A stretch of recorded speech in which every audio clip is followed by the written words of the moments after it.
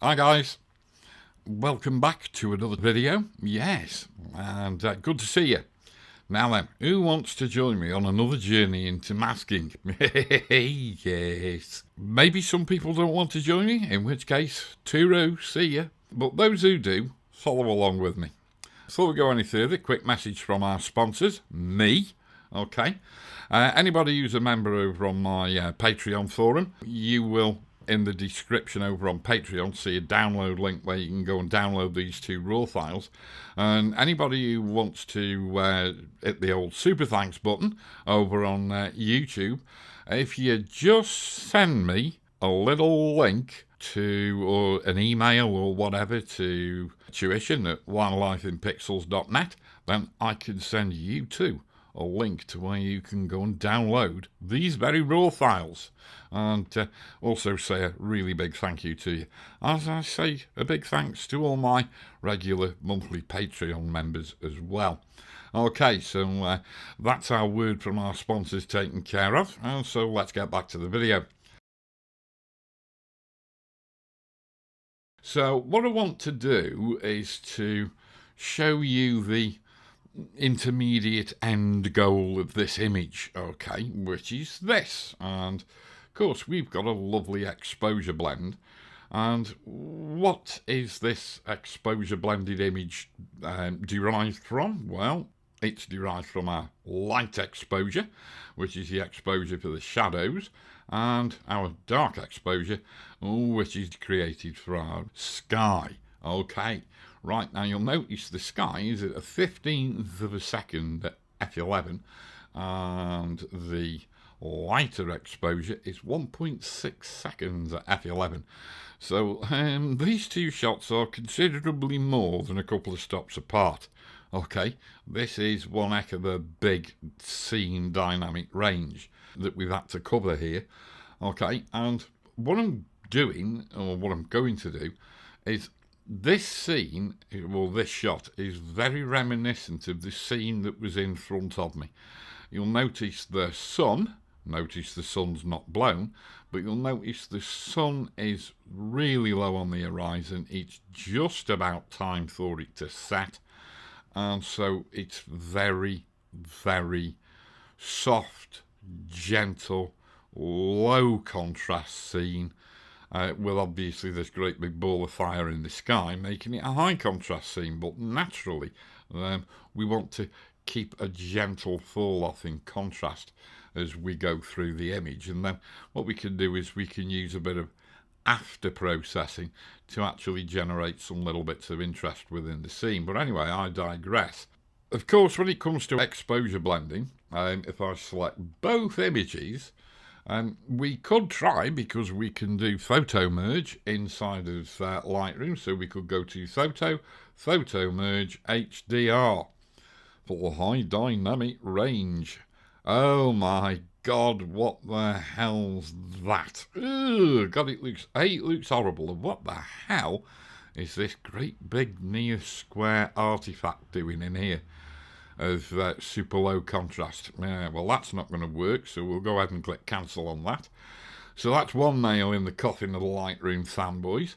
Let's try. We could either go to the profile and choose a linear profile, as is becoming quite popular in various quarters over on YouTube, but I'm not going to do that. I'm going to stick with my original process version swap plus sharp, and that will give us a linearization of the image.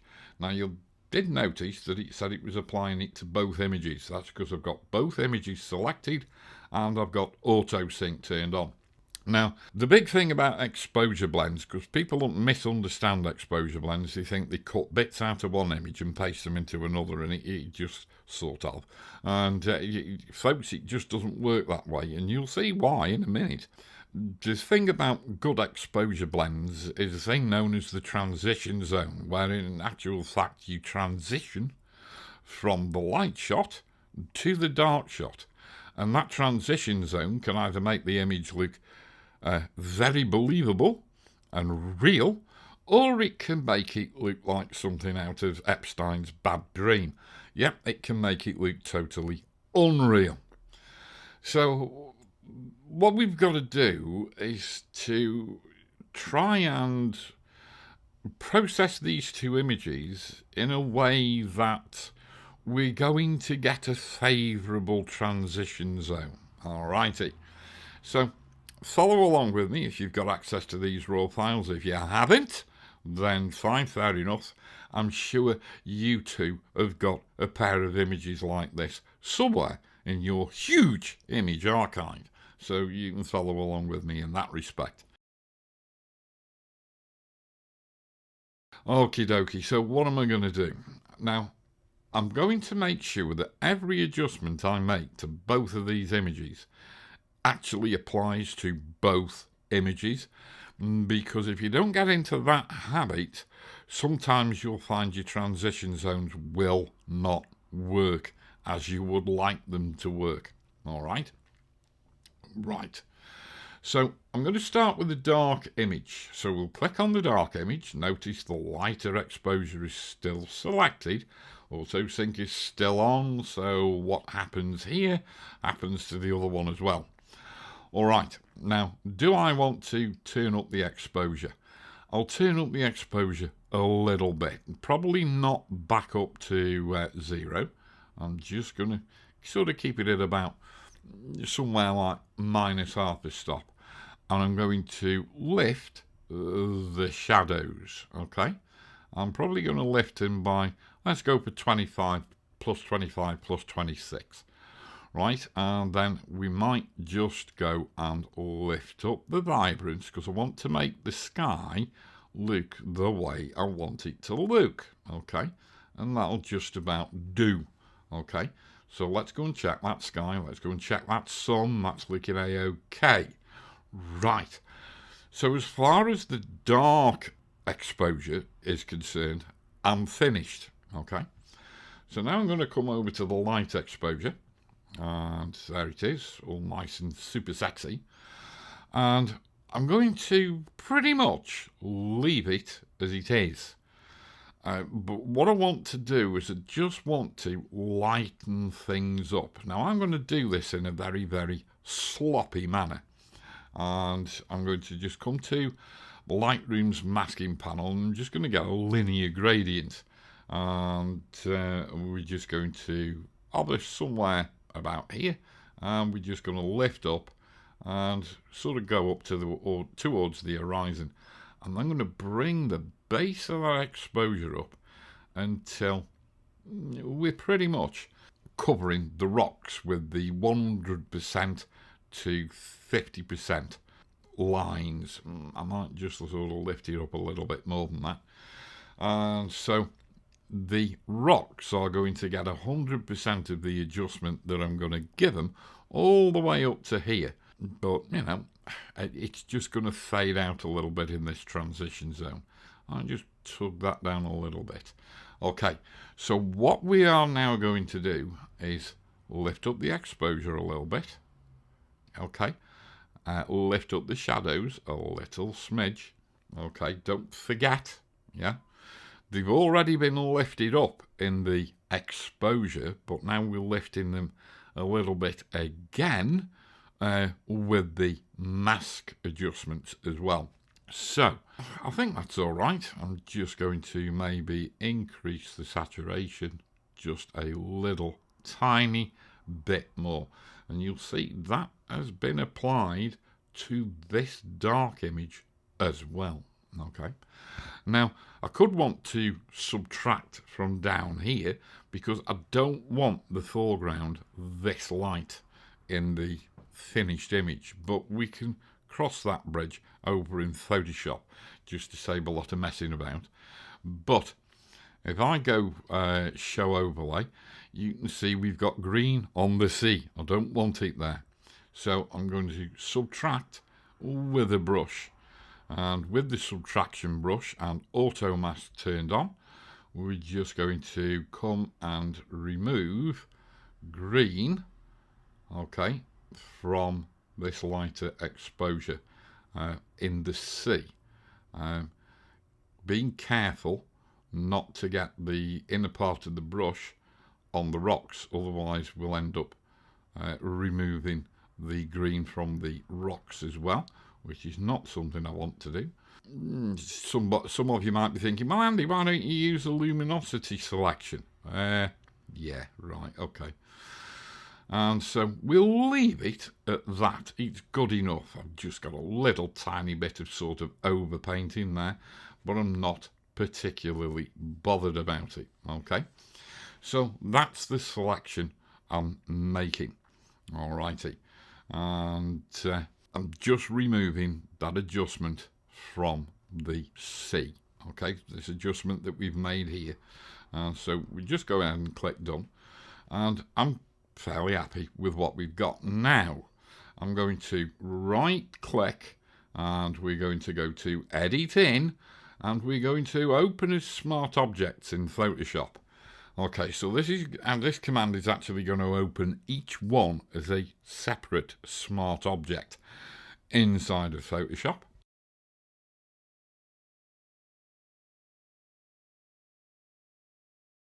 And so here we go, here's Photoshop opening up. And indeed, we have the dark image and we have the light image. Now, of course, we could just manually drag these two images into the same document, but I'm not going to bother. Lumenzia, I'm just going to hit pre-blend.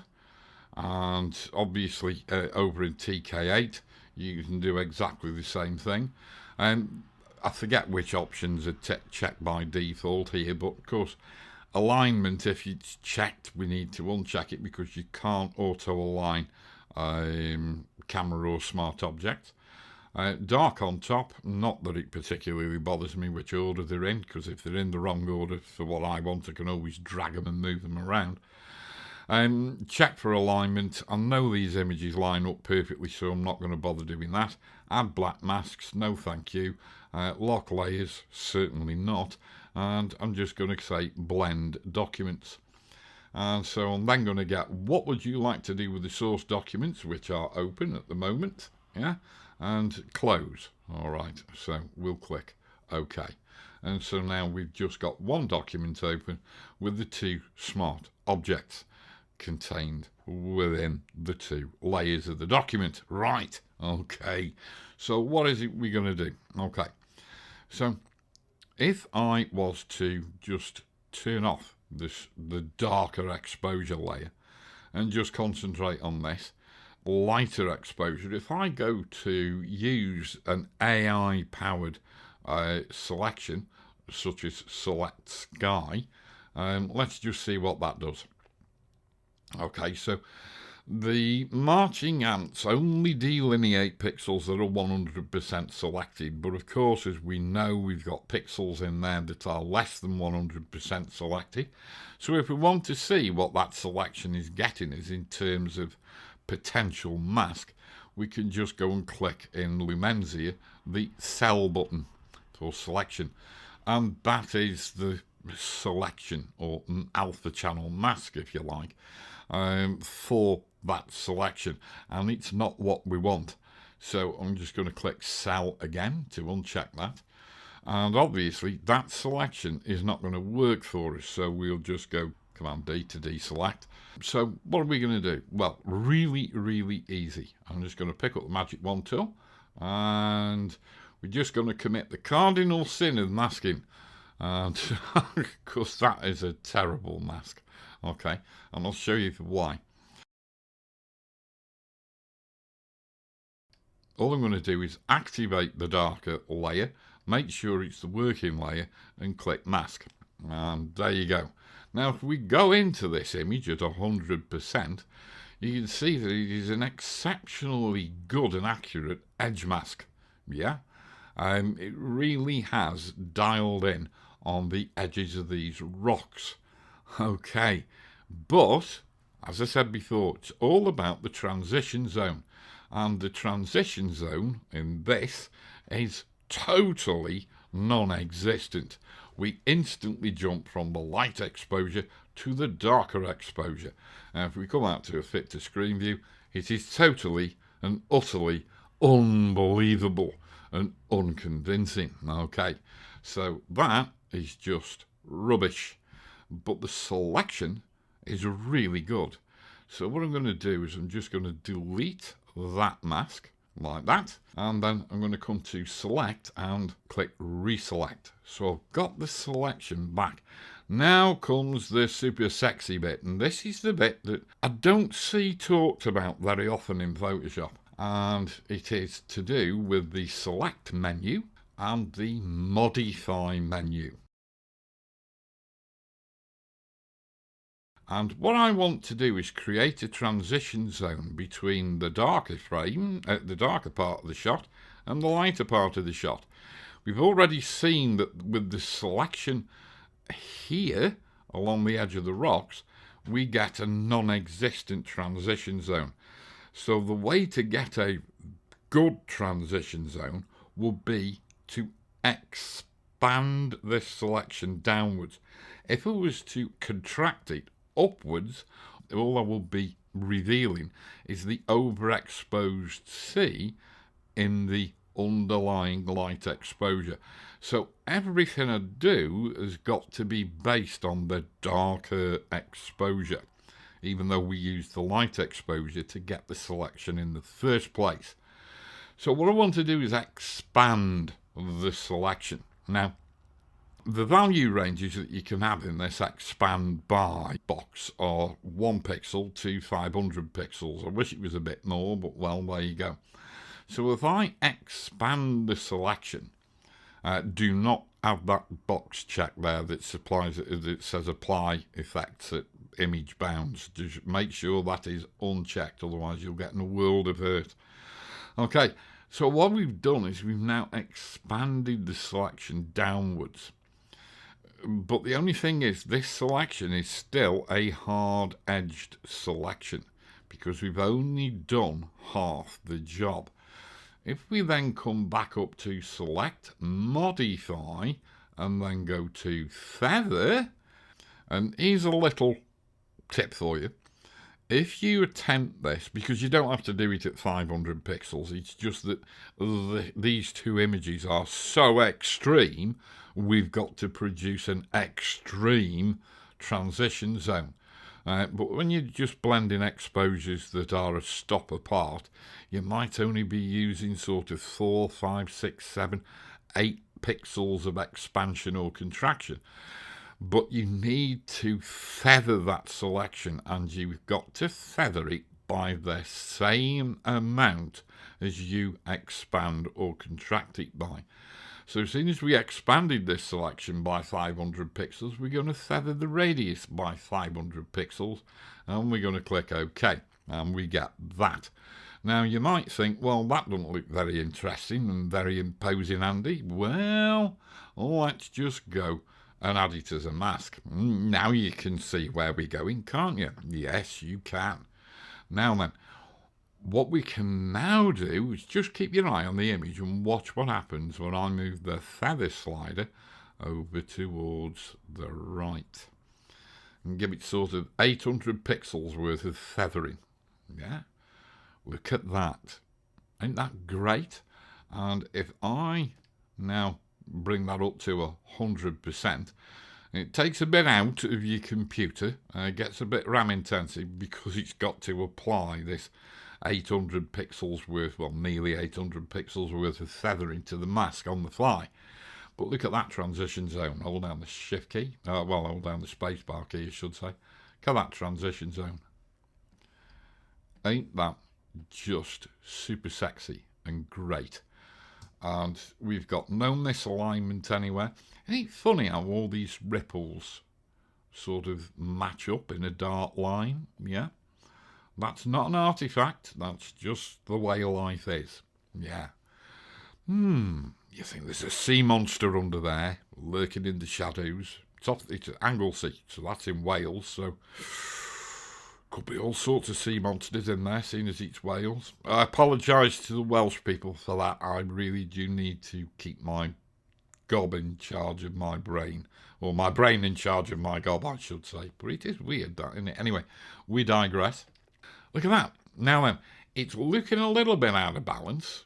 I love the sky, and I'm loving the sea, and I'm loving the rocks and the rock pool, down to about here. and then the foreground is just too light, okay? Far, far, far too light. As I hinted at when we were working back in Lightroom. So all I'm going to do is get a brush and paint with white inside this mask. You see where this mask is all dark at the bottom? Okay. Well, if I just bring the image out slightly, okay, so we can see the base of the image. If I come in with a white brush at a flow of around about 30%, something like that, and I just brush through there, all like that. Just sweep through a couple of times. Yeah, and I just want to de-emphasize these corners because I made a bit of a cock up, yeah.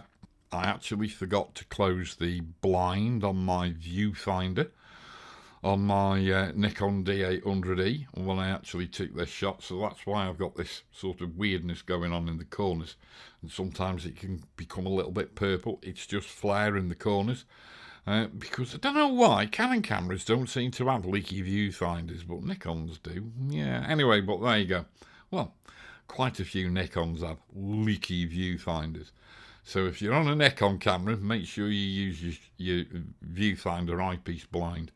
If you've got one on a Canon camera, use it as well, because Sod's Law says that you're going to be doing a long exposure.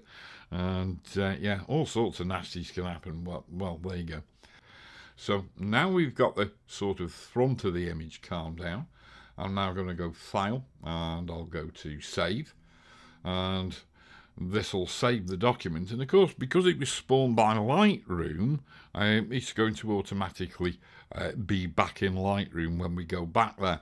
What I'm going to do next to this image could easily be done here, but it's just easier for me, at least, to get the visual conceptualization of what I want to do over here inside of Lightroom. And this is the original that we created, yeah, and this is the one we've just created. You see, there's virtually no difference between either of them, okay?